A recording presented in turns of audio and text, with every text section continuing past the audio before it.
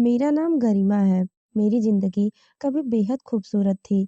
जब प्रदीप से शादी हुई थी, तो मैंने उसे पूरे दिल से चाहा था। हमारा रिश्ता प्यार और भरोसे से भरा हुआ था।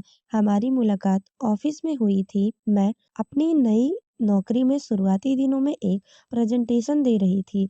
उस दिन मेरे आत्मविश्वास की तारीफ पूरे ऑफिस में हुई, लेकिन सबसे खास था प्रदीप का मुझे देखना। उनकी आंखों में मेरे लिए इज्जत थी। कुछ ही महीनों में हम एक दूसरे के करीब आ गए और शादी कर ली।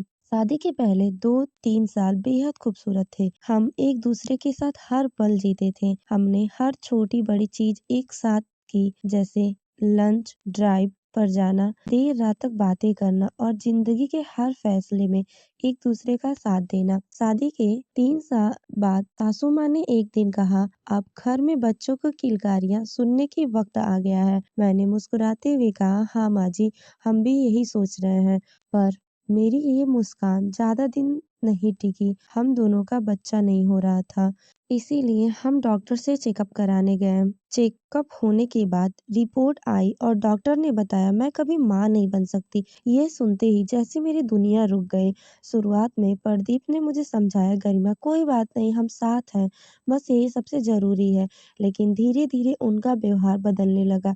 वो देर से घर आते, बात बात पर गुस्सा करते और मुझसे दूर रहने लगी। मुझे ये एहसास हो चुका था कि मेरे बांझ होने की वजह से उनका प्यार मुझसे खत्म हो चुका है। जैसे जैसे समय बीतता, हमारे बीच की हंसी खुशी गायब होने लगी, जैसे हमारे रिश्ते को किसी की नजर लग गई।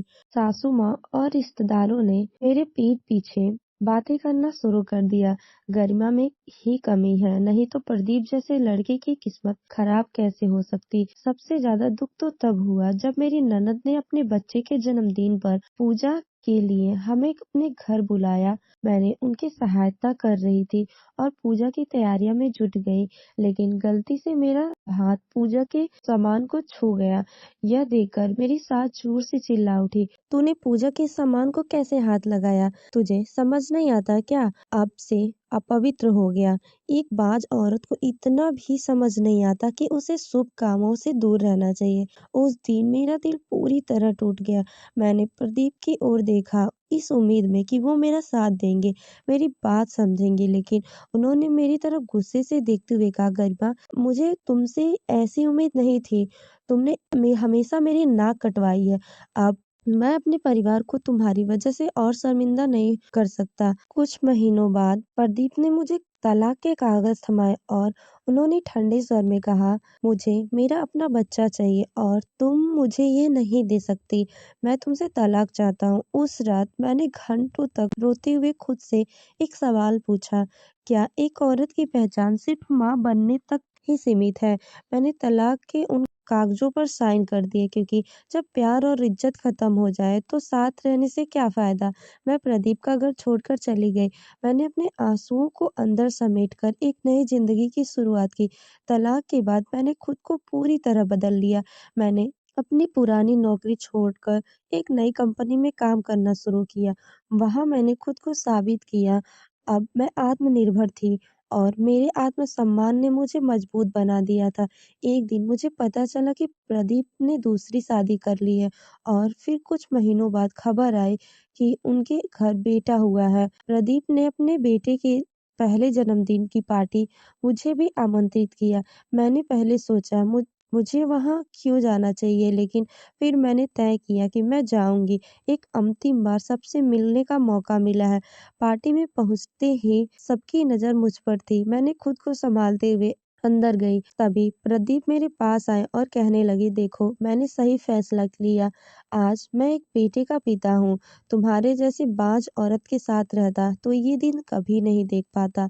उनके चेहरे पर घमंड साफ झलक रहा था, लेकिन मैं शांत रही। मैंने मुस्कुराते हुए कहा, प्रदीप आपको बहुत बहुत बधाई हो। फिर मैंने उन्हें एक लिफाफा दिया और कहा, यह मेरी तरफ से तुम्हारे लिए एक छोटा सा गिफ्ट। समय मिले तो जरूर देखना। पार्टी खत्म हुई तो प्रदीप ने लिफाफा खोला। उसने उनकी ही मेडिकल रिपोर्ट थी। रिपोर्ट देखते हुए उनके चेहरे का रंग उड़ गया और उनकी आंखें फटी की फटी रह गई। यह उनकी ही मेडिकल रिपोर्ट थी जिसमें साफ लिखा था कि वह कभी पिता नहीं बन सकते। उनकी नज़रें धीरे-धीरे झुक गई और फिर उनकी नई पत्नी की ओर उठी। उनकी पत्नी भी झुकी हुई आँखों और झिझकते हुए चेहरे का भाव ने बिना कुछ कहे ही सारा सच बयाँ कर दिया।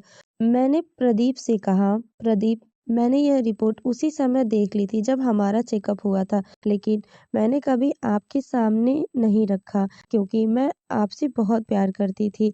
मैं आपका दिल तोड़ना नहीं चाहती, लेकिन आपका अहंकार और मेरे साथ किया गया अन्याय मुझे यह कदम उठाने पर मजबूर कर दिया।" मैंने जाने के बाद प्रदीप ने अपनी पत्नी से गुस्से में पूछा, "जब मैं पिता नहीं बन सकता तो ये बच्चा किसका है?" उसकी पत्नी डरते हुए बोली, "ये बच्चा मेरे बॉयफ्रेंड रवि का है। मैं उससे बहुत प्यार करती थी, लेकिन मेरे पापा इस रिश्ते के खिलाफ थे। उन्होंने ज़बरदस्ती मेरी शादी आपसे करवा दी और मैं कुछ नहीं कर पाई।"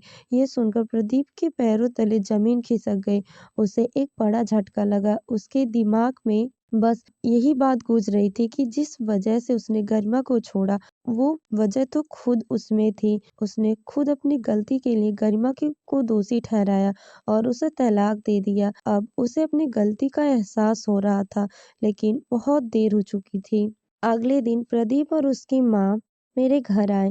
प्रदीप ने कहा, "गरिमा, मुझे माफ़ कर दो। हमसे बहुत बड़ी गलती हो गई। प्लीज़ हमारे साथ वापस चलो।" मैंने शांत स्वर में जवाब दिया, "प्रदीप, यह माफ़ी या नाराज़गी की बात नहीं है, यह आत्मसम्मान की बात है।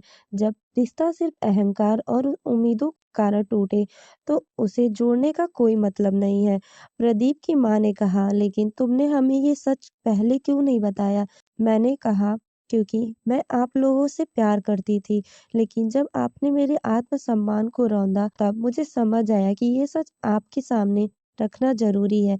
मैंने प्रदीप को समझाते हुए कहा, "हमारे तलाक को 3 साल हो चुके हैं। अब आपने भी अपनी ज़िंदगी में आगे बढ़कर शादी कर ली।